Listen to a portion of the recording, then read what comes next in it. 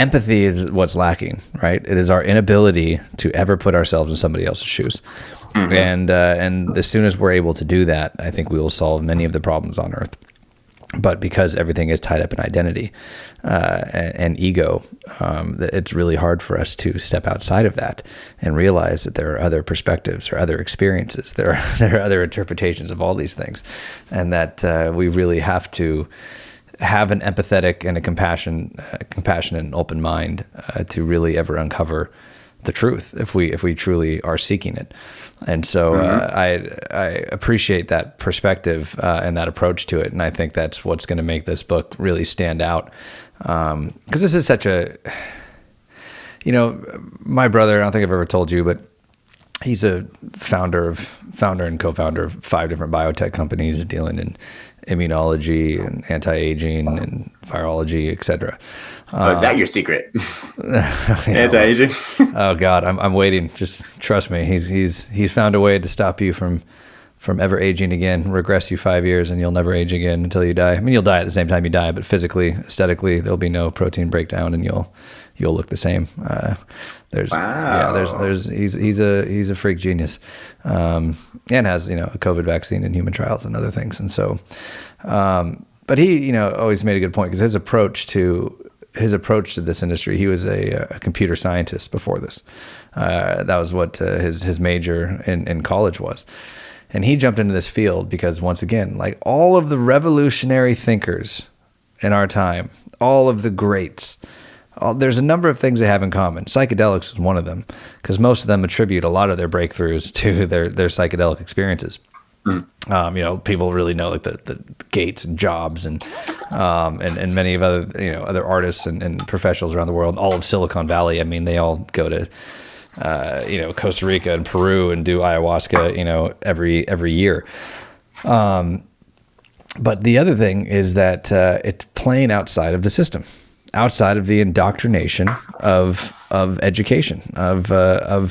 He always says a great thing, that like science progresses one funeral at a time. Because these people who study the same thing you're saying, they have a narrow scope, a narrow view. They study it their whole life, and it becomes dogmatic to them, that they become so, their ego and their legacy is threatened by new information, which is the most unscientific thing there is, because you should be exploring truth at all costs. And if anything comes up that contradicts that, then you have to immediately change your hypothesis and account for that. And people don't. As a matter of fact, they suppress and hold down new scientists who present new information and try to discredit them at all costs. And so he approached the human body believing it was a computer. The same way, he's like, everything is zeros and ones. Like, that is information, and the body has to be pure information, because you never get the same cold twice. So therefore, that information is stored somewhere in your adaptive immune system. Somewhere in there is a code that is programmed to identify any cold or virus that you got before and immediately kill it on sight. So there has to be information stored. The body has to be a computer, and I'm going to hack it and find out how. And he was told he was crazy, like looked down upon, all this shit. Now he travels the world, Cambridge, Harvard, MIT, Caltech, Yale. Like, he speaks to triple PhDs in this shit, and he has a bachelor's in computer science. Because, I mean, he's also the type of guy that can read like a 500-page medical paper in a night and like retain it. He's that kind of smart. Makes me upset. Yeah, tell me about it. I also want to meet him. He sounds cool. Yeah, he's a very fascinating individual. But nonetheless, like, so I learned a lot of this approach kind of from him. Is that, like, if you're going, and there's a poster that he had he had in college that I absolutely love, and is still one of my favorite today, that shows like millions of sheep all walking in like a giant cluster herd, and they're walking off a cliff, and there's all these sheep just like tumbling. It's just like this still shot of sheep as far as the eye can see, and all of them falling off a cliff. And there's one black sheep, and he's going the exact opposite way, and it just has a little like, thought bubble, word bubble above him, and he's just like, excuse me, as he's just walking his way through, as everybody goes the same direction.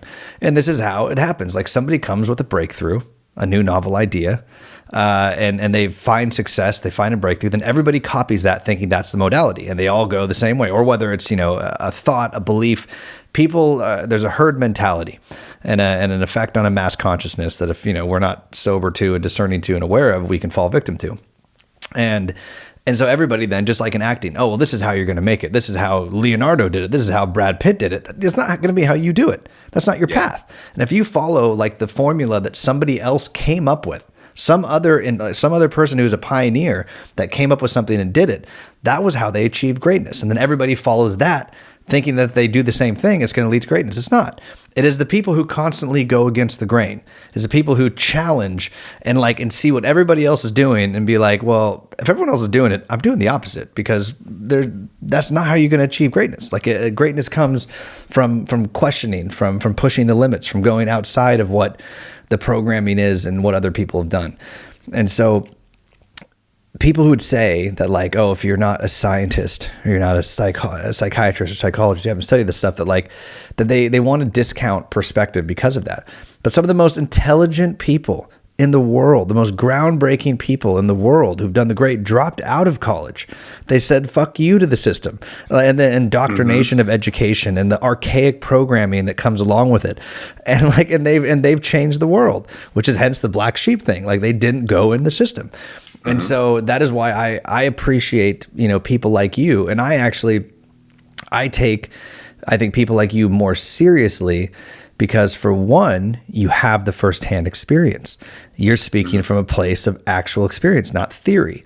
And you're looking at it from a macro, non-biased perspective of all things, taking the science into account, taking though also history, ancient wisdom teachings like shamanic rituals, altered states of consciousness, the chanting, the dancing, everything you mentioned before, and you're piecing it together where science and whatnot are not going to take those things into account, even though they're they're backed, like there's tens of thousands of years of evidence proving them that there's something here, but they won't look at it. They'll look at it as anecdotal and not something that they're necessarily maybe willing to put in.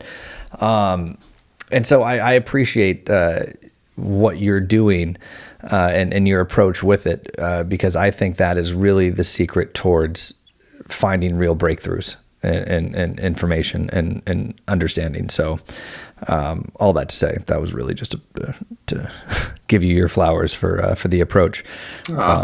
Thanks, man. Well, your brother sounds awesome. I would really like to meet him. But one thing I would say is that, this book, for example, couldn't be written by a doctor because they have their reputation at stake, and they can't talk about their own experiences. It's actually unscientific for them to talk about it in that sort of way. So they don't. So, I was watching a podcast recently with Jordan Peterson and Roland Griffiths, and, both of them, they've definitely taken psychedelics before, but they're not able to talk about it themselves and talk about their own experiences. Every time they're always referencing the study. They never talk about themselves.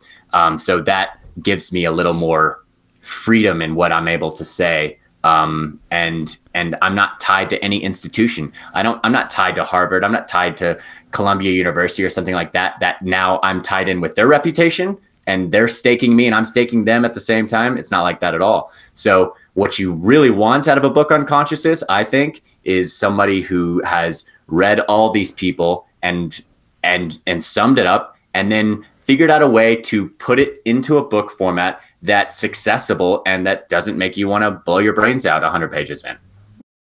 Hey everyone, thank you for clicking on the video. If you enjoy, please make sure that you like, comment, subscribe, and share with everyone. And if you have time after, please make sure you go to nateknighttalks.com and check out the NNT community and research database. Thank you.